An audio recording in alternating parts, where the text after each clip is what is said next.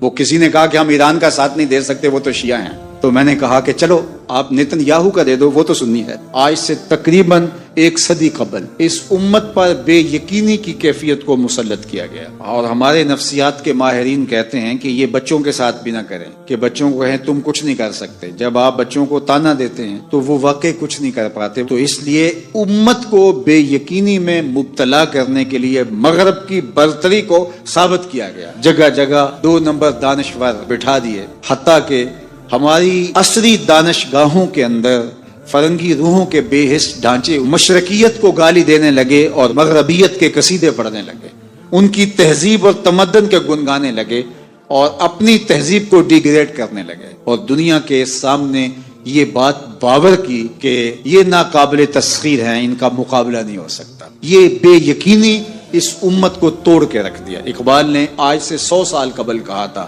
سنے تہذیب حاضر کے گرفتار، غلامی سے بدتر ہے بے یقینی۔ اور اس امت کی نشأت کو، اس امت کی نہضت کو روکا گیا کہ نہیں تم مقابلہ نہیں کر پاؤ گے، اور یہ ماضی کے اندر بھی ہوتا رہا۔ قوم موسیٰ نے کہا تھا ہم تو مقابلہ کر نہیں سکتے، موت سے بدتر زندگی تھی، اور یہ بالکل ہتھیار پھینک چکے تھے۔ پھر حضرت موسیٰ آئے اور ان کو کھڑا کیا، ہمت دلائی، دریائے نیل کے کنارے آئے تو پھر اڑ کے کھڑے ہو گئے۔ چونکہ 12 قبیلے تھے تو کہنے لگے کہ ہم ایک ہی راستے سے نہیں گزریں گے، دشمن پیچھے چڑھا ہوا ہے اور یہ قوم اڑ کے کھڑی ہوگی دریائے نیل کے کنارے کہ نہیں ہم ایک سوراخ سے نہیں گزریں گے، ہمارے قبیلے الگ الگ ہیں، لہٰذا ہمارے لیے الگ الگ راستے بناؤ۔ قومیں جب نکبت میں، رسوائی میں چلی جاتی ہیں تو یہی حال ہوتا ہے۔ وہ کسی نے کہا کہ ہم ایران کا ساتھ نہیں دے سکتے، وہ تو شیعہ ہیں، تو میں نے کہا کہ چلو آپ نیتن یاہو کا دے دو، وہ تو سنی ہے۔ اس حالت کے اندر نیل کے کنارے کھڑے ہیں اور اب بھی کہہ رہے ہیں کہ نہیں ہم ایک گلی سے نہیں گزر سکتے۔ 12 رستے بن گئے، 12 رستوں سے 12 قبیلے گزرے، ادھر وہ بالکل دوسرے کنارے کے قریب پہنچ گئے اور ادھر ان کا آخری آدمی دریا میں داخل ہو گیا۔ اب حکم ہوا دریا کو اب تو چلنا شروع ہو، اور یہ پھر پانی میں ڈوب رہے تھے اور یہ کنارے پہ دیکھ کے اپنے قاتل کو آنکھوں سے دیکھ رہے تھے۔ بڑا لطف آتا ہے جب قاتل کو مرتے ہوئے دیکھیں۔ آج کل بڑا مزہ آ رہا ہے، آج کل بہت خوشی ہو رہی ہے۔ یہ آج ہی مجھے کسی نے بھیجا کہ اسرائیل کے وزیر ثقافت نے ایک ہاسپٹل پہ کوئی میزائل لگا ہے اور اس کی کوئی دیوار گر گئی ہے، تو اس نے کہا کہ یہ انسانیت تو نہیں ہے۔ میں نے کہا جب تم نے بچوں کو بھی کھینچ کے نکالا تھا اور آکسیجن کی نالیاں بھی توڑی تھی اور بم برسائے تھے، ان کی رگوں کے اندر بھی سرخ خون دوڑتا تھا، وہ بھی انسان تھے، تم اتنی جلدی بھول گئے، تم نے 80,000 لوگوں کو پیس کے رکھ دیا اور آج تمہیں مزہ آیا۔ میاں ابتدائے عشق ہے، روتا ہے کیا، آگے آگے دیکھیے ہوتا ہے کیا، ابھی تو لطف آئے گا، ابھی تو تمہیں پتا چلے گا کہ درد کیا ہوتا ہے۔ ابھی 1-2 ماہ قبل آئرن ڈوم کی کہانیاں یہ دانشور ہمیں سنا رہے تھے، وہ کہتے تھے وہاں چڑیا بھی اندر نہیں جا سکتی، لیکن پھر دنیا نے میزائل جاتے دیکھے، کیسا خوف زدہ کیا ہوا تھا۔ نہیں ناقابل تسخیر ہے، اس کا مقابلہ نہیں ہو سکتا۔ وہ آسمان سے اترے ہیں، کیوں ان کا مقابلہ نہیں ہو سکتا؟ خدا چاہے تو ممولے سے شہباز کو لڑا دے، وہ تو ابا بیلوں سے ہاتھی مروا دیتا ہے۔ تو اللہ جل شانہ کمزور نہیں ہوا، اس کی خفیہ تدبیریں ابھی ختم نہیں ہوئیں اور کبھی ختم نہیں ہوں گی۔ تم ایک چال چل رہے ہو اور وہ تمہیں چال میں پھنسا رہا ہے۔ میرے اللہ نے اس امت کے تنے نازک کے اندر زندگی کی لہریں پیدا کر دی اور ایک تموج پیدا ہو گیا ہے۔ اگرچہ آج بھی وہ فلسفہ، آج وہ دانشوری کا جعلی غلغلہ موجود ہے، آج بھی مایوسی کے نعرے لگائے جا رہے ہیں۔ 4 دن کی کہانی ہے، اس کے بعد آپ کو ایران کھنڈر بنا دکھائی دے گا، بن جائے کھنڈر، اس سے کوئی فرق نہیں پڑتا۔ جو پیغمبروں نے جنگیں لڑی ہیں اس کے نقصان پیغمبروں نے اٹھائے، اس سے کیا ہوتا ہے؟ تم کھنڈر کی بات کرتے تو کربلا کھنڈر نہیں بنا تھا، لیکن آج جھنڈے حسین کے جھول رہے ہیں، یزید کے تو نہیں جھول رہے ہیں۔ تو یہ کھنڈر اسرائیل بننے والا ہے، اسلام کا جھنڈا اونچا ہوگا۔ آل اسلام و یالو ولا یولا علی، اسلام سر بلند ہے، سر بلند رہے گا، اور شرق سے لے کر غرب تک جھنڈا میرے حضور کے نام کا لہراتا رہے گا۔ اس لیے ہمیں پوری قوت کے ساتھ ایران کے ساتھ کھڑا ہونا ہوگا۔ یہ ایران کی لڑائی نہیں ہے، یہ امت کی لڑائی ہے۔ یہ ان 80,000 بچوں کا، بوڑھوں کا، جوانوں کا بدلہ لینے کے لیے کھڑی ہوئی ہے امت، جن کو پیس دیا گیا اور ان کے اوپر نوحہ بھی نہیں پڑنے دیا گیا، جن کو بھوک اور پیاس سے تڑپا تڑپا کے مارا گیا۔ آج ان بچوں کا بدلہ لیا جا رہا ہے جو انہوں نے اذیتیں دی، جو کچوکے دیے۔ اس منبر پہ بیٹھ کے ہم روتے رہے، ہماری خلوتیں، ہمارے حجرے आंसू से भर गए। हम तो सदियों से रोते आ रहे हैं, जो हमारे साथ हुआ। हमने अपने बूढ़े बाप को रोते हुए देखा इस उम्मत के लिए, हमने अपने मशाइख और असातिज़ा को रोते हुए देखा। यार ये वक्त है, क्यों मायूसी फैलाते हो? किताबे मिल्लते बैजा की फिर शिराजा बंदी है, कि शाखे हाशमी करने को है फिर भरगो समर पैदा। नवा पैरा हो है बुलबुल, कि हो तेरे तरन्नुम से कबूतर के तने नाजुक में शाही का जिगर पैदा। इंशाअल्लाह ये दिन गिने जा चुके हैं। मगरब से क़यादत मशरक़ की जानिब मुंतकिल होने वाली है। आप चाइना के सदर का बयान पढ़िए, बसीरत और हिकमत से भरा हुआ वो बयान था, जिसने सीना ठंडा कर दिया। दुनिया की नजरों में सब कुछ है, बस एक आवाज उठनी है और दुनिया की नई सफबंदी होगी और मगरब से मशरक़ की जानिब क़यादत मुंतकिल हो रही है इंशाअल्लाह। और वो वक्त दूर भी नहीं है कि इंशाअल्लाह इस्लाम का झंडा पूरी दुनिया के ऊपर लहराएगा और मुसलमान सर बुलंद होंगे। और ये बात हम अर्ज करना चाहते हैं, पूरी दुनिया भी इसराइल को मान ले, पाकिस्तान कभी तस्लीम नहीं करेगा इंशाअल्लाह। हमारे बानी कायदे आज़म मोहम्मद अली जिन्ना ने कहा था कि ये उम्मा के कलब में घुसाया गया खंजर है और ये मगरब की नाजायज औलाद है, नाजायज रियासत है। किसी सूरत के अंदर भी हम इसको कबूल नहीं करेंगे। आज ये बात भी सुनने को मिल रही है कि शायद पाकिस्तान ईरान के खिलाफ अपने अड्डे फराहम कर रहा है। ऐसा कभी नहीं होगा, ये सवाए अफवाह की और कुछ नहीं है। अल्लाह ने हमें ये पिछले दिन जो इज्जत दी, जो वक़ार दिया इंडिया के खिलाफ, हमने नाकों चने चबवाए उनको, तो क्या हम उस इज्जत को खाक में अपने हाथों से मिला देंगे?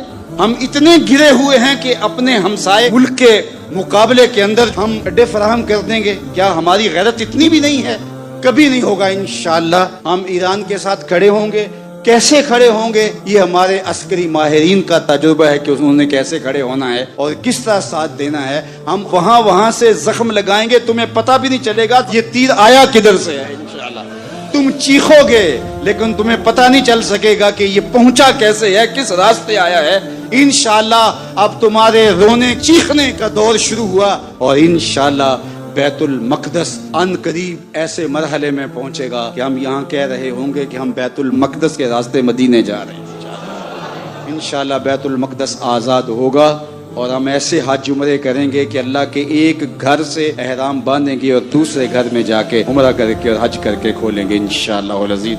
वो वक्त जल्द या बदेर आने वाला है जो कि अल हक़ यालू वला युला इलैहि, हक ही सर बुलंद होगा। जल्द या बदेर इस्लाम ने ही गालिब आना है और इंशाअल्लाह वो आके रहेगा। कैसर का नाम बताइए, उस दौर की सुपर ताकत का हुक्मरान कैसर रूम, जिसका आज जो बाइडन है, उस दौर के जो बाइडन का नाम बताइए। लेकिन आप कहेंगे जनाब हमें कोई जरूरत उसका नाम याद रखने की नहीं है। उस दौर की दूसरी बड़ी सुपर ताकत पर्शियन अंपायर था, 3150 साल जिनकी हुकूमत का नाकूस बजता रहा। यहाँ तो 5 साल के लिए असम्बलियां मुंतखब होती हैं और आपको पता है कि वो मुंतखब कैसे होती हैं, और ये भी पता है आपको कि वो पूरे साल भी पूरे 5 नहीं कर पाती, और अगर वो 5 साल पूरे भी करे तो किस तरह ढोलते ढोलते वो 5 साल पूरे करते हैं। तो 5 साल की हुकूमत और लोग नाज करते हैं कि जनाब हम वज़ीर आज़म होते हैं, लेकिन 3150 साल तक जिस हुकूमत का नाकूस बचता रहा, मैं उसके हुक्मरान का नाम, उस दौर के किसरा का नाम पूछने जा रहा हूं। तो शायद आप में से कोई भी उसका नाम न बता सके, सवाए उन चंद लोगों के जो तारीख के साथ गहरा शगफ रखते हैं। तो यार उस दौर के कैसर का नाम तो इस पूरे मजमे में किसी को आता नहीं। उस दौर के किसरा का नाम तो आप भूल गए हैं। उस दौर के खाकान का नाम तो आपको आता नहीं है। और अगर मैं इस मजलिस में ढूंढ के सबसे कम उम्र बच्चे से पूछूं कि मेरे हुजूर के मुअज्जिन का नाम क्या था, तो वो सर उठा के बिलाल हबशी का नाम लेगा या नहीं लेगा? मुझे बताओ, उस दौर के शहनशाहों का नाम तो नहीं रहा, लेकिन जिसने हुजूर से इश्क किया उस बिलाल का नाम आज भी दुनिया के ऊपर मौजूद। इकबाल तड़प उठा, इकबाल ये किसके इश्क का फैजाम है, रूमी फना हुआ हबशी को दवाम है।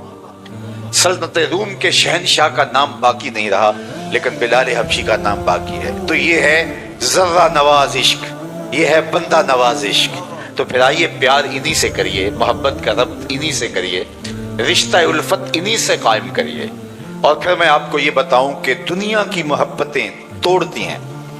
एक के दो चाहने वाले आपस में रकीब कहलाते हैं कि ये मेरा महबूब है, तुमने क्यों देखा। लड़ाई की नौबत आ गई। हुस्न इतना महदूद है, सिर्फ एक शख्स की आंखों की प्यास बुझाता है, एक की जरूरत की तकमील करता है, एक के दर्द का बदावा करता है, दूसरा आया नहीं, लड़ाई हुई नहीं। एक के दो चाहने वाले आपस में रकीब कहलाते हैं, लेकिन मोहम्मद अरबी के करोड़ों चाहने वाले आपस में हबीब कहलाते हैं। ये मोहब्बतें तोड़ती हैं और हुजूर की मोहब्बत आपस में जोड़ती हैं। मैं आपसे पूछता हूं कि मेरा और आपका रिश्ता क्या है, तो कोई रिश्तेदारी मेरी और आपकी नहीं है। कारोबारी सांझ हो वो भी नहीं है। मैं आपसे गहरी शनाख्त रखता हूं तो शायद चंद चेहरे हों जिनको मैं इस पूरे इज्तिमा में बाकायदा पहचान सकता हूं, बाकियों को मैं पहचानता भी नहीं हूं, नाम जानना तो दूर की बात है। लेकिन आपकी पेशानियों पर मेरे लिए जो मोहब्बत के नक्श नजर आ रहे हैं और आपकी पुतलियों के ऊपर लिखा हुआ जो मेरे लिए प्यार है, ये कहां से आया? मेरी तो आपकी रिश्तेदारी भी कोई नहीं, मेरा आपका कोई कारोबारी सांझ भी नहीं है, मेरी और आपकी कोई दोस्ती की ऐसी दास्तां भी नहीं है, हम इकट्ठे पढ़ते भी नहीं रहे हैं, हम किसी जगह पे रूममेट भी नहीं रहे, क्लास फेलो भी नहीं रहे, लेकिन ये उमड़ करके आप आ गए हैं। तो मेरी और आपकी मोहब्बत का सबब सिर्फ नाम मोहम्मद है सल्लल्लाहु अलैहि वआलिहि वसल्लम। इकबाल ने कहा था, चू गुले सदबर्ग मारा बू यकेस, ऊ के जाने ई नजामो ऊ यकेस, मस्ते चश्मे साकिए बतहास्तेम, दर जहां मिसले मौ बी नास्तेम। हजारों कौमें वजूद में आई, तहर में खुश्क तर के रिश्ते से, हमने बुनियादे दोस्ती रखी यादे खैरुल बशर के रिश्ते से। मेरे उस्ताद झूम के पढ़ा करते थे, मोहम्मद की वसातत से मोहब्बत तेरी मेरी है, मोहब्बत असल है उनकी, न तेरी है न मेरी है। तो हुजूर के नाम से इंसानियत जुड़ती है और हम एक लड़ी में परोए जाते, शर्क से गरब तक, शमाल से जनूब तक, नील के साहल से काशगर तक उम्मत एक लड़ी में परोई जाती है। तो वो परोने वाली लड़ी हुजूर की मोहब्बत है। इसलिए ये मोहब्बत जोड़ती है, दुनिया की मोहब्बतें तोड़ती हैं और इंसानों को तकसीम करती हैं। तो आइए मैं और आप हुजूर के साथ मोहब्बत का रब्त और रिश्ता कायम करें, हुजूर के साथ उल्फत का रब्त कायम करें और अकीदत के रब्त को मजबूत से मजबूत तर करते चले जाएं। दूसरी बात मैं अर्ज करना चाहूंगा कि आज कोई किसी से मोहब्बत करता है, किसी से प्यार का रब्त और रिश्ता रखता है, तो उसके महबूब में 1000 खामियां होती हैं, तो वो उस खामियों को छुपाने के लिए या उनकी कोई तावील करने के लिए कोई बात करता है। लेकिन जिस जाते वाला सिफात से मैं और आप मोहब्बत का दम भरते हैं और इश्क का रब्त रखते हैं, वो इतना हसीन है कि जहां हुस्न भी पानी भरता है और इश्क भी गुलामी करता है। और इससे बढ़कर क्या है कि हमें नाज है इस बात पर कि जो हमारा महबूब है वो रब का भी महबूब है। और ये वो अंदाज और ये वो फख्र, मेरा रब रब हो के कह रहा है, फला व रब्बे का महबूब, मुझे तेरे रब की कसम। जरा आपकी तवज्जो हो तो क्या दिल आवेज जुमला है, फला व रब्बे का, रब रब हो के कह रहा है। ये नहीं कह रहा मुझे तेरी कसम, ये भी नहीं फरमा रहा कि मुझे काबे के रब की कसम, ये भी नहीं कह रहा कि मुझे जमीन और आसमान के रब की कसम, हाँ ये भी नहीं कह रहा मुझे मेरी कसम, कहा मुझे तेरा होने की कसम। फला व रब्बे का, मुझे तेरा होने की कसम। जब रब हुजूर का रब होने पे नाज कर रहा है तो हम उम्मती होने पे नाज क्यों ना करें। फख्र का दिल में दरीचा बाज करना चाहिए, जिनका तू आका है उनको नाज करना चाहिए। और ये महफिल मीलाद ये नाज का एक अंदाज है, ये मोहब्बत का एक रंग है, ये अकीदत का एक फैलता हुआ उजाला है, ये शुक्राने की एक सूरत है और ये मोहब्बत के इजहार का एक सलीका है, ये उल्फत का एक अंदाज है। गोया हमारे चेहरों पे खुशी है, हमारे दिल में सरशारी है और हम झूमते फिर रहे हैं सिर्फ इस बात पर कि हम उसके गुलाम हैं जो खुदा का भी महबूब है। और इस बात पे हम बजा तौर पे नाज करते हैं, बजा तौर पे इस पे हम फख्र करते हैं। और ये हमारा फख्र बनता है, 12 नबियों ने आरज़ुएं की हुजूर की उम्मत में होने की, पैगंबरों ने तमन्नाएं की और हमने कोई तमन्ना नहीं की, हमने कोई मन्नत नहीं मानी, हमने कोई रत जगह नहीं काटा, हमने कोई इंतजार की घात नहीं लगाई। हम सोए थे, मुकद्दर जाग उठा। हम पैदा हुए, हमारे वालिद मस्जिद से मौलाना को बुला लाए, उन्होंने कान में जो आके अजान दी, ये इस बात की बशारत थी, मुबारक हो तो हुजूर का गुलाम बन के आया है। شاہوں سے ملا ہے نہ تونگر سے ملا ہے، اللہ کا عرفان اسی در سے ملا ہے۔ اوروں کو ملا ہے تو مقدر سے ملا ہے، مجھ کو تو مقدر بھی تیرے در سے ملا ہے۔ پیغمبروں نے آرزویں کی، پیغمبروں کی ٹیمیں منتظر رہی، ہاتھ اٹھا کے دعائیں مانگتے رہے، ربنا وابعث فیہم رسولا، مالک آنکھیں بوڑھی ہو گئی ہیں انتظار کرتے کرتے، اسے بھیج بھی دے۔ کوئی کہہ رہا ہے اسمہ المتوکل، اس کا نام متوکل ہوگا، کوئی کہہ رہا ہے لیسا بفظ ولا بغلظ، وہ تر شروع نہیں ہوگا، بس آیا چاہ رہا ہے۔ حضرت عیسیٰ نے تو کہا مبشرم برسول یاتی من بعد اسمہ احمد، لوگوں میں نام بھی بتائے جا رہا ہوں، بس وہ آنا چاہ رہا ہے، میرے بعد وہی نازل ہونے والا ہے، وہی اترنے والا ہے، اس کا نام احمد ہوگا۔ اللہ اکبر۔ جب حضرت عیسیٰ کی زبان سے میرے حضور کے قصیدے سنے تو ایک آپ کے حواری نے کہا حضرت جس کے قصیدے آپ پڑھ رہے ہیں کیا وہ آپ سے بھی افضل ہوگا؟ بڑی حیرت سے پوچھتے ہیں، اور حیرت کیوں نہ ہو کہ وہ عیسیٰ جو بن باپ کے پیدا ہوئے، کلمۃ اللہ و روحہ، اللہ نے ان کو بغیر باپ کے پیدا کیا، ان کے پاؤں کی ٹھوکر سے مردے اٹھ کے باتیں کرتے تھے، ان کی انگلیاں آنکھوں پہ آتی روشنی آ جاتی، مادرزاد اندھوں کو روشنی ملتی، کوڑی کے جسم پہ ہاتھ پھیرتے شفا ملتی، مٹی کا پرندہ بناتے پھونک مارتے ہوا میں اڑنے لگتا۔ کیا شانیں تھی حضرت عیسیٰ علیہ السلام کی۔ تو جب وہ بھی قصیدے پڑھ رہے ہیں تو امتی کا یہ کہنا بنتا ہے۔ تو حواری نے کہا حضرت جس کے قصیدے آپ بھی پڑھ رہے ہیں وہ آپ سے بھی افضل ہوگا؟ حیرت میں ڈوب کے بولتا ہے انجیل برناباس کے اندر آج بھی لفظ موجود ہیں، اگرچہ تحریف راہ پا چکی ہے، میرے حضور کی شانیں پچھلی کتابوں سے لوگوں نے چن چن کے نکالی ہیں، لیکن آج بھی انجیل برناباس کے اندر یہ لفظ موجود ہیں۔ حواری پوچھتا ہے حضرت کیا وہ آپ سے بھی افضل ہوگا؟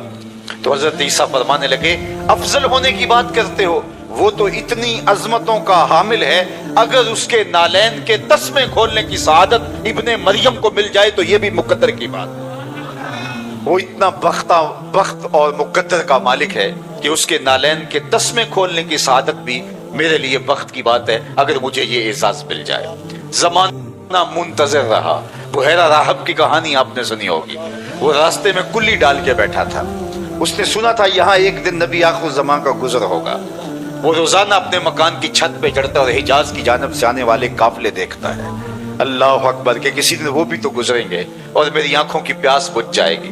نستورہ راہب کی کہانی سن لیجئے، وہ بھی شام میں کلی ڈال کے بیٹھا ہے، اس کے پاس ایک درخت تھا، اس نے کتابوں میں پڑھا تھا کہ اس درخت کے نیچے صرف پیغمبر ہی بیٹھ سکتا ہے، تو وہ منتظر تھا کبھی کوئی اس کی چھاؤں میں آ کے آسودہ ہو تو میں اس کی زیارت کروں۔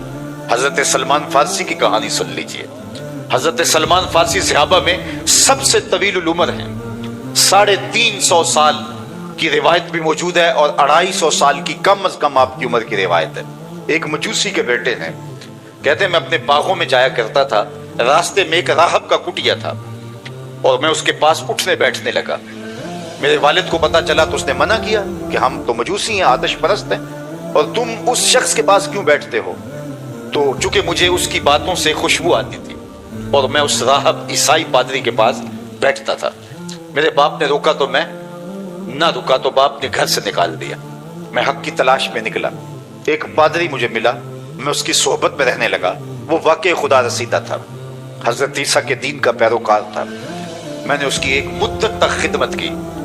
ایک دن اس نے مجھے تنہائی میں بلایا، کہا کہ میرا وقت آخر آ گیا ہے، تو نے میری بڑی خدمت کی ہے اور دل سے کی ہے، اب میری تدفین کے بعد تو غموریا چلے جانا، وہاں کا فلاں پادری وہ خدا رسیدہ ہے، تجھے اس سے خیر مل جائے گی۔ کہتے ہیں وہ واقعی 2-3 دن کے بعد انتقال کر گیا۔ تدفین کے بعد میں غموریا چلا گیا اور جس نشانی کا پادری اس نے بتایا تھا وہ مجھے مل گیا۔ میں اس کی صحبت میں رہنے لگا اور خدمت دل و جان سے کرنے لگا۔ ایک مدت میں نے اس کی خدمت کی۔ ایک دن اس نے مجھے تنہائی میں بلایا، کہا کہ تو نے میری بہت خدمت کی ہے نوکروں کی طرح، اب میرا بھی وقت آخر آ گیا ہے اور کوئی ایسا پادری اب رہا نہیں جس کے پاس میں تجھے بھیجوں، لیکن تو حق کا متلاشی ہے، میری تدفین کے بعد تو یثرب چلے جانا، نبی آخر الزمان کا ظہور ہوگا اور وہ وہاں ہجرت کر کے آئے گا اور تو ان کی صحبت میں زندگی کا سراغ پالے گا۔ کہتے ہیں میں نے کہا کہ میں در بدری کی خاک چھانی ہے، کوئی شخص مدعی نبوت ہو اور میں دھوکہ کھا جاؤں، مجھے کوئی پکی نشانیاں بتاؤ تاکہ میں دھوکہ نہ کھاؤں۔ تو اس نے کہا 3 نشانیاں ہوں گی، ایک صدقہ قبول نہیں کرے گا، دوسری نشانی ہدیہ رد نہیں کرے گا، تیسری نشانی دو کندھوں کے درمیان مہر نبوت ہوگی. کہتے ہیں کہ میں یہ نشانیاں یاد کر لیں اور وہ 2-4 دن کے بعد انتقال کر گیا. اس کی تدفین کی اور پھر میں نے رخت سفر باندھا اور یثرب کی جانب جاتا ہوا ایک قافلہ مجھے غموریہ سے ملا. تو میں نے کہا مجھے بھی ساتھ لیتے جاؤ, میرا قصد بھی وہاں کا ہے. تو انہوں نے کہا آ جاؤ, لیکن انہوں نے میرے ساتھ زیادتی کی کہ مجھے اپنا غلام بنا لیا. لیکن مہربانی یہ کی کہ جا کے بیچا یثرب میں, یہ مدینہ المنورہ کا پرانا نام, جا کے مجھے یثرب میں مدینہ المنورہ میں جا کے ایک یہودی کے ہاتھ بیچ دیا. اس نے مجھے اپنے باغ کی گوڈی اور کام کاج میں لگا دیا. میں ایک امیر باپ کا بیٹا تھا لیکن حق کی تلاش میں نکلا تھا. میں نے کہا کوئی بات نہیں, اور میں جا کے اس کی نوکری کرنے لگا اور اس دن کے انتظار میں تھا کہ نبی آخر الزمان تشریف لائے. ایک وقت بیت گیا غلامیاں کرتے ہوئے. کہتے ایک دن میں اپنے باغ میں کھجورے توڑ رہا تھا کہ ہواؤں میں خوشبو نہیں پھیل جاتی. چاروں طرف سے طلع البدر علینا کی صدائیں گونجنے لگی. میں سمجھ گیا ہواؤں کی خوشبو بھی بتا رہی تھی کہ کوئی آنے والا آ گیا. میں نے چھلانگ لگائی اور دوڑ پڑا. میرا مالک سمجھا شاید غلام بھاگ رہا ہے, اس نے دوڑ کے مجھے پکڑ لیا. میں نے کہا کہ میں بھاگ نہیں رہا, میں نوکر تمہارا ہی ہوں, میں غلام تمہارا ہی ہوں, لیکن دل غلام کسی اور کا ہے. میں نے کچھ کھجورے صدقے کی نیت سے لی اور میں حضور کی خدمت میں جا پہنچا اور میں نے جا کے پیش کی. تو فرمایا کہ ہم پیغمبر صدقہ تو نہیں لیتے. کہتے ہیں کہ نشانی ایک پوری ہو گئی, لیکن حضور کا چہرہ بتا رہا تھا یہ وہی ہے. لیکن میں نے بھی در بدری کی خاک چھانی تھی, کبھی عرش پر, کبھی فرش پر, کبھی ان کے در, کبھی در بدر. غم عاشقی تیرا شکریہ, میں کہاں سے گزر گیا.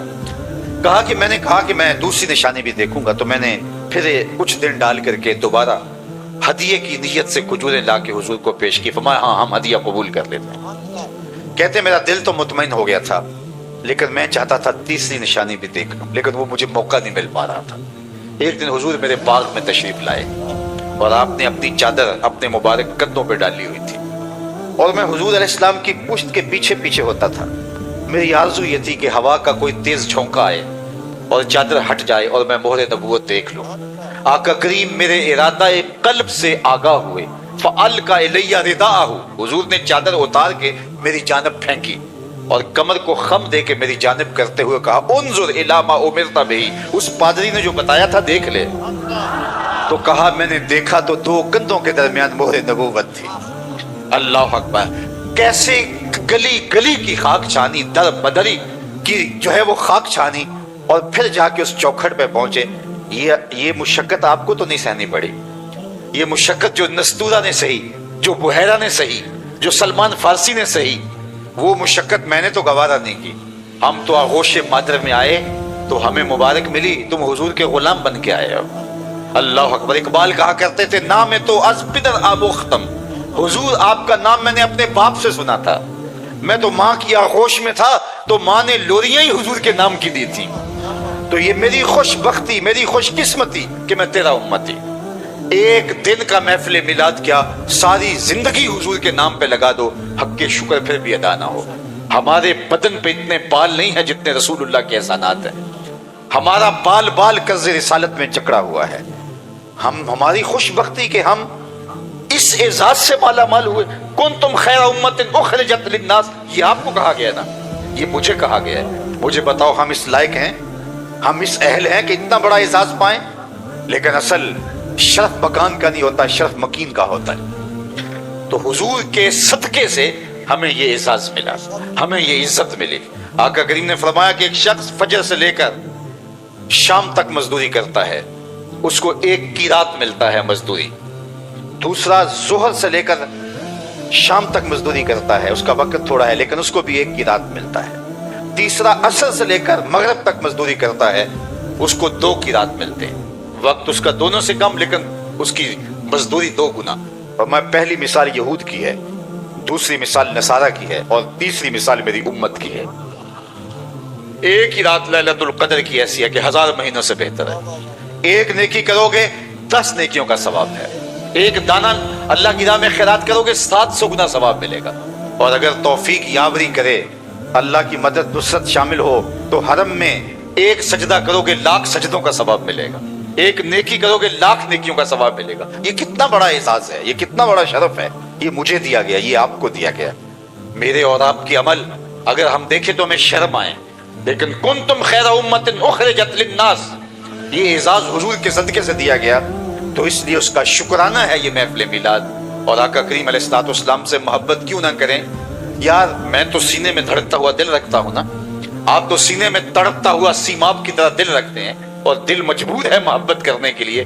جہاں حسن ہوگا دل ادھر دپکنے لگے گا، اور کائنات کے سارے حسن حضور کے قدموں کی خیرات ہے۔ اللہ اکبر، اعظم چشتی کی تو حیرت ہی ختم نہیں ہوتی، سمجھا نہیں ہنوز میرا عشق بے ثبات، تو کائنات حسن ہے یا حسن کائنات؟ تو میں تو مجبور ہوں محبت کرنے کے لیے، لیکن حضور علیہ الصلوۃ والسلام سے محبت تو پتھروں نے بھی کی ہے، درختوں نے بھی کی ہے۔ اللہ اکبر، احد کی چھاتی پہ حضور کا قدم آتا ہے تو پہاڑ جھوم اٹھتا ہے، تو اللہ کے محبوب فرماتے ہیں اسوۃ احد فإنما علیک نبی و صدیق و شہیدان، اور کبھی فرمایا احد جبل یحبنا و نحبہ، احد ایسا پہاڑ ہے جو ہم سے پیار کرتا ہے، ہم اس سے پیار کرتے ہیں۔ مجھے بتاؤ کہ کبھی پتھروں کے سینوں کے اندر بھی پیار کی جوت آپ نے دیکھی ہے؟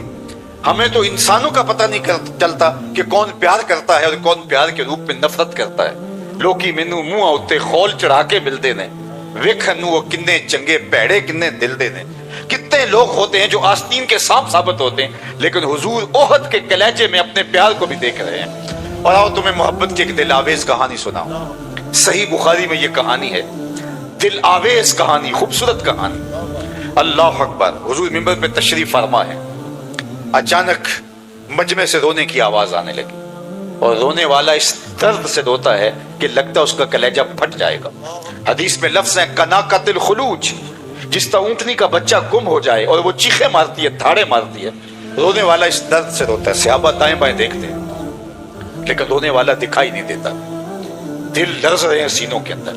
مسجد نبوی اس کے رونے کی چیخوں سے گونج اٹھی، اور صحابہ حیرت میں مبتلا ہیں، رونے والے کے رونے میں درد بھی ہے، اور اس کی چیخیں اس سے مسجد گونج اٹھی ہے، اور حیرت یہ ہے کہ رونے والا اس درد سے روتا ہے اور وہ دکھائی بھی نہیں دیتا۔ فنزل النبی صلی اللہ علیہ وآلہ وسلم عن المنبر، جب اس کی چیخوں پکار بڑھ گئی اور مسجد نبی گونج اٹھی تو حضور منبر سے نیچے اترے اور ایک سمت چل دی۔ کھجور کا ایک خشک تنا پڑا ہوا تھا، حضور نے جا کے اس کو اپنی آغوش میں لے لیا۔ یہ پہلی بار ایسا ہوا تھا کہ منبر بن کے آیا اور حضور پہلے دن منبر پہ جلوہ فروز ہوئے، ورنہ کھجور کا خشک تنا تھا ایک، حضور اس کے ساتھ ٹیک لگا کے باز کیا کرتے تھے۔ لوگ زیادہ ہو گئے تو صحابہ نے کہا کہ منبر ہونا چاہیے تاکہ دور والے بھی حضور کی زیارت کے نور سے مالا مال ہو سکے۔ تو آج جب منبر بچھایا گیا تو اس تنے کو صحابہ نے اٹھا کے مسجد کے کونے میں ڈال دیا، تو یہ اس کے رونے کی آواز تھی۔ حضور گئے اور جا کے اس کو اپنی آغوش میں لے لیا۔ جس طرح بچھڑا ہوا بچہ ماں کی گود میں آ جائے تو اس کی ہچکیاں بن جاتی ہیں، اس تنے کی ہچکیاں، میں بخاری کی روایت آپ کے سامنے رکھ رہا ہوں، امام سبودی نے تو بڑی تفصیل کے ساتھ اس کو وفا الوفا میں لکھا۔ اس کی ہچکیاں بن گئی، گھگھی بن گئی، اور وہ سسکیاں لے لے کے رونے لگا، اور آقا کریم علیہ السلام اس کے اوپر اپنا دستے شفقت پھیرتے چلے جا رہے ہیں، اور اس کی آواز بتدریج کم ہوتی چلی جا رہی ہے۔ پھر آہستہ آہستہ حضور تسلی دی، وہ خاموش ہوا، حضور واپس منبر پہ تشریف لے گئے۔ صحابہ کی آنکھوں میں حیرت تھی، استعجاب تھا، کبھی درخت بھی روئے ہیں، کبھی خشک تنوں سے بھی چیخنے کی آواز آئی ہے، زندگی میں پہلی مرتبہ یہ منظر دیکھا تھا۔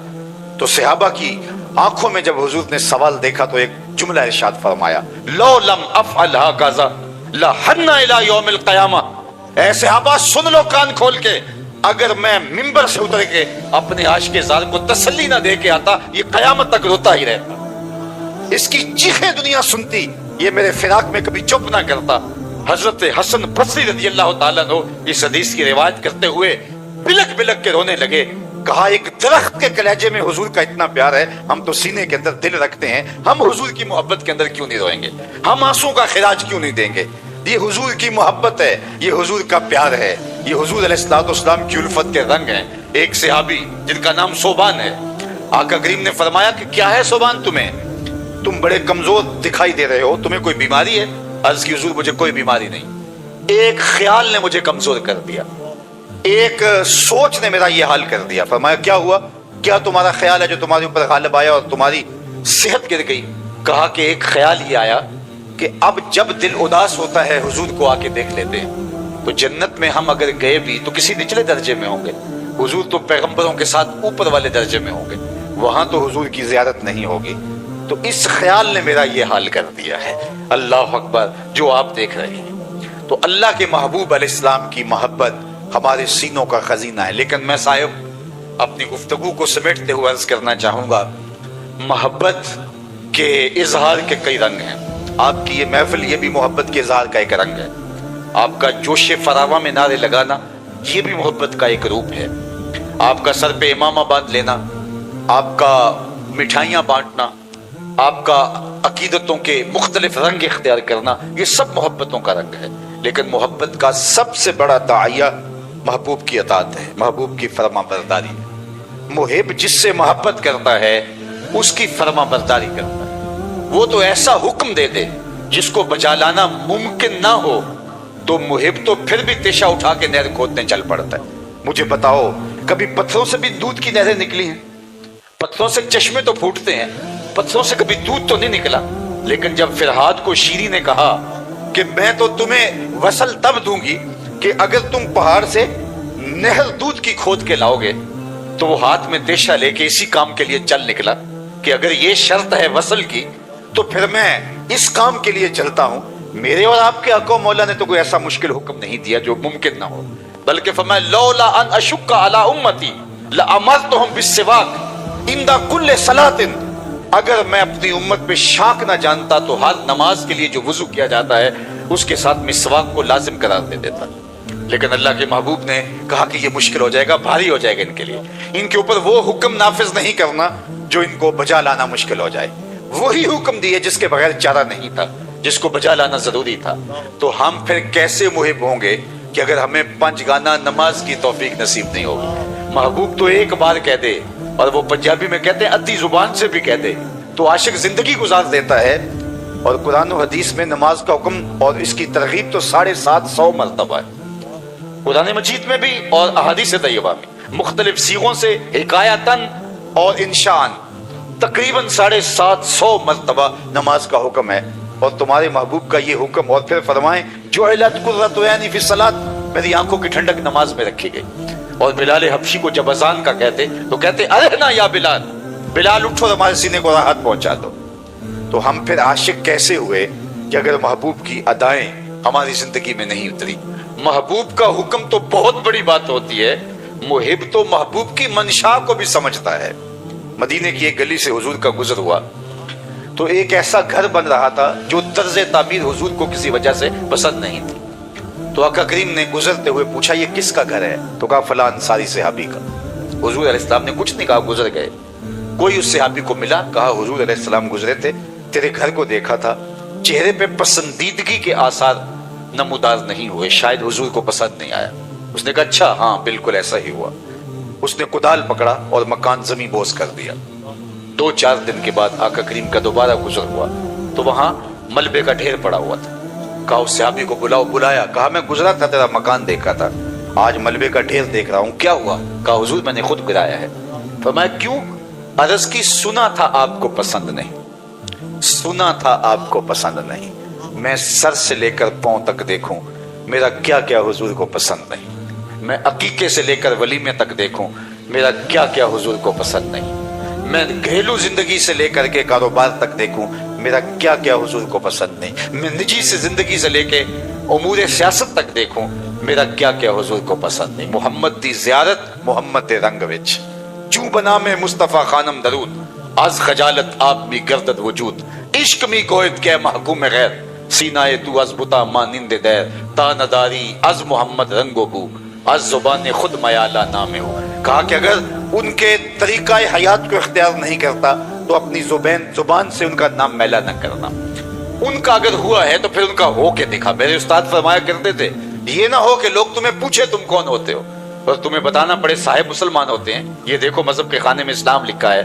आप फरमाया करते थे साहिब न किसी को पूछने की नौबत आए न तुम्हें बताने की जरूरत, तुम्हारी वज़ाकता तर्ज जिंदगी ऐसी होनी चाहिए तुम दूर से आ रहे हो लोग कहें वो देखो हुजूर का गुलाम आ रहा है। नूर आंखों में तो चेहरों पे उजाले होंगे, मुस्तफा वालों के अंदाज निराले होंगे। अल्लाह के महबूब अलैहिस्सलाम तशरीफ फरमा थे। एक सहाबी आए और वो एक तवील सफर के बाद मुद्दत के बाद मदीनातुल मुनव्वरा में आए थे। غالباً بحرین سے آئے. انہوں نے حضور علیہ السلام کو سلام عرض کیا. آقا کریم نے رخ پھیر لیا. وہ سمجھے کہ اتفاقاً ہو گیا, کبھی ایسا ہو جاتا ہے. تو جدھر حضور نے رخ پھیرا ادھر سے جا کے پھر دوبارہ سلام عرض کی. آقا علیہ السلام نے پھر رخ پھیر لیا. تو وہ بہت پریشان ہوئے, سمجھ گئے کہ حضور علیہ السلام ناراض ہیں, لیکن انہیں یہ نہیں پتا تھا کہ ناراضگی کی وجہ کیا ہے. وہ صحابہ کو پوچھتے پھر رہے ہیں کہ حضور علیہ السلام ناراض ہیں, لیکن یہ سمجھ نہیں کہ ناراض کیوں ہیں. تم بتا سکتے ہو کہ ناراضگی کی وجہ کیا ہو سکتی؟ ہمارا بڑا بزرگ, استاد, پیر, مرشد, والد ناراض ہو جائے اور ہمیں پتہ نہ ہو کہ ناراضگی کی وجہ کیا, ہم خود ناراض ہو جاتے ہیں. لیکن وہ صحابی پوچھتے پھر رہے ہیں کہ حضور علیہ السلام مجھ سے ناراض ہیں, مجھے سمجھ نہیں, تم کچھ بتا سکتے ہو؟ انہوں نے غور کیا, کہا ہاں, یہ جو تم نے سونے کی انگوٹھی پہن رکھی ہے, ناراضگی کی وجہ یہ ہو سکتی ہے کیونکہ آقا کریم اس کو منع کر فرما چکے. سونا, چاندی, ریشم مردوں کے لیے حرام ہے. اس کو آتش دوزخ کا انگارہ قرار دیا حضور. تو کہا حضور کی ناراضگی کا سبب شاید یہ ہو, چونکہ تم یہاں تھے نہیں اور تمہیں پتہ نہیں, بعد میں ممانعت آئی ہے اور ناراضگی کا سبب یہ ہو سکتا ہے. وہ آگے بڑھے, وہ سونے کی انگوٹھی اتار کے حضور کو پیش کرتے ہوئے کہا حضور اس وجہ سے ناراض ہیں, یہ رہی. آقا کریم نے پکڑا اور یوں پھینک دے. ناراضگی کی وجہ یہی تھی. ناراضگی ختم ہو گئی, مجلس چلتی رہی. جب مجلس اختتام کو پہنچی, لوگ گھروں کو پلٹنے لگے اور یہ بھی واپس جانے لگے, تو کسی نے توجہ دلائی کہ وہ انگوٹھی تو اٹھا لو, تمہاری بیوی تو پہن سکتی ہے, تم اگر شرعاً نہیں پہن سکتے لیکن بیوی تو پہن سکتی ہے اور تمہاری ملکیت ہے, اٹھا لو. تو صحابی نے کیا جواب دیا وہ سنیے, اور میری گفتگو اختتام کو پہنچ گئی, اور اس کو ان کانوں سے نہیں دل کے کانوں سے سنیے. جب صحابہ نے کہا وہ انگوٹھی اٹھا لو, تو اس نے کیا کہا, واللہ لا آخذہ وقد طرحہ رسول اللہ صلی اللہ علیہ وآلہ وسلم. اس نے کہا اللہ کی قسم میں اس انگوٹھی کو کبھی نہیں اٹھاؤں گا جس کو میرے حضور نے پھینک دیا ہے. پڑی رہے, میں کبھی نہیں اٹھاؤں گا. یہ سونا ہے, ہیرا ہے, موتی ہے, جوہر ہے, پکھراج ہے, لال ہے, کچھ بھی ہے, پڑا رہے, نہیں اٹھاؤں گا جس کو میرے حضور نے پھینک دیا. میں اور آپ محبت رسول کانفرنس کے اندر یہاں بیٹھے بیٹھے سوچیں, ہم کوئی ایسی عادت تو نہیں اٹھا رکھی جو حضور نے پھینک دی ہو, ہم نے کوئی ایسی دوستی تو نہیں اٹھا رکھی جس کو حضور نے پھینکا ہو, ہم نے کوئی ایسا کاروبار تو نہیں اٹھا رکھا جس کو حضور نے پھینکا ہو, ہم نے کوئی ایسا رویہ تو نہیں اٹھا رکھا جس کو حضور نے پھینکا ہو, ہم نے کوئی ایسا انداز زیست تو نہیں اختیار کر رکھا جس کو حضور نے دور کر دیا ہو, ہٹا دیا ہو. یہ مجھے اور آپ کو سوچنا ہے. یہ محض رسمی اجتماع کے طور پہ ہم جمع ہونے کی عادت چھوڑیں, ہم محافل سے, مجالس سے سیکھ کے جائیں اور اپنی زندگیوں کے اندر ایک مثبت تبدیلی لا کے ایک نئی زندگی کا آغاز کیا کریں. ہمارے آقا و مولا نے ہمیں جو زندگی عطا کی, خوبصورت زندگی عطا کی, لقد کان لکم فی رسول اللہ اسوۃ حسنہ, اللہ اکبر, کہا کہ ایسا اسوہ چھوڑا ہے جو سراپا جمال ہے, سراپا حسن ہے. ان کے مطابق زندگی گزارو گے تو زندگی گزارنے کا لطف آ جائے گا, زندگی گزارنے کا سرور نصیب ہوگا. تو اپنی زندگی ان کے بتائے ہوئے طریقے کے مطابق گزاریں. یاری لا تو پاک نبی سنگ, اے پر پوری یاری, پھر درود قبول ہے تیرا لکھ نہ لو ایک واری. تو اپنی زندگی کو ان کے بتائے ہوئے اصول کی مطابقت کے اندر میں اور آپ بسر کرنے کا عہد کر کے یہاں سے اٹھیں. پھر یہ کائنات, یہ ماہ و پروین کی دنیا, یہ بزم عالم, بزم کواکب, سب کچھ نخچیر ہے ہمارے. اقبال کا سارے کلام کا رس نچوڑوں تو خلاصہ یہ نکلتا ہے کہ محمد سے وفا تو نے تو ہم تیرے ہیں, یہ جہاں چیز ہے کیا لوح و قلم تیرے ہیں. اقبال کہتے ہیں حضور سے وفا کر لو, پھر قلم بھی تمہارے ہاتھ میں دے دیں گے, تختی بھی تمہارے ہاتھ میں دے دیں گے, جو لکھنا ہوا خود لکھ لینا. تمہاری تقدیر کے فیصلے واشنگٹن میں نہیں ہوں گے بلکہ خدا بندے سے خود پوچھے گا بتا تیری رضا کیا ہے. وآخر دعوانا ان الحمد